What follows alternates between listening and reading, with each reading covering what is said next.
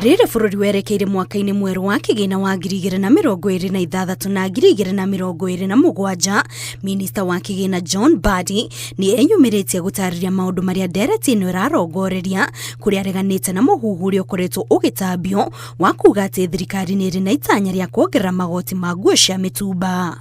Saying that the mitumba clothes will be more expensive is far from the truth. The truth is that if these mitumba people were to pay taxes today, which they should, based on their income, they will be spending much more than deeming 5%, only 5% of their custom, the custom value of goods as profit and then taxing it at 30%. It is with their full backing and support. And you can ask the representatives, you can engage the representatives of mitumba business. Mbadi oho ni areganĩte na riboti iria ikoretwo igĩtambio cia kuga atĩ thirikari nĩ ĩrabanga kuongerera magoti ma thimũ, ũndũ ũrĩa ũrerĩkana ũgũtũma thimũ igĩe goro gũkũ bũrũri-inĩ, kũrĩa augĩte itanya rĩa thirikari nĩ gũturanĩra magoti macio nĩguo mũkenya akarĩha rita rĩmwe. We collapse all these taxes into one, which is excise duty, which is currently at 10%. We make it 25% and do away with all other taxes on phones.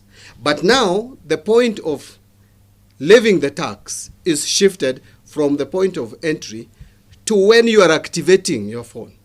The beauty with that is you are only going to be able to start paying tax on a phone that you are using, not phones that are kept in stores. Oho Mbadi nĩ atheretie ciĩgiĩ itua rĩa thirikari rĩa kwamba kũrũgamia rĩendekithia rĩa kweheria magoti kũrĩ andũ arĩa mamũkagĩra mũcara wa thĩ wa ciringi 30,000, akiuga rĩendekithia rĩrĩ ti gũteanĩrio rĩrateanĩrio, ĩndĩ rĩambĩte kũigwo mũhohio nĩguo gwĩthema na thirikari gũte mbeca makĩria. What my team is doing is to do simulation.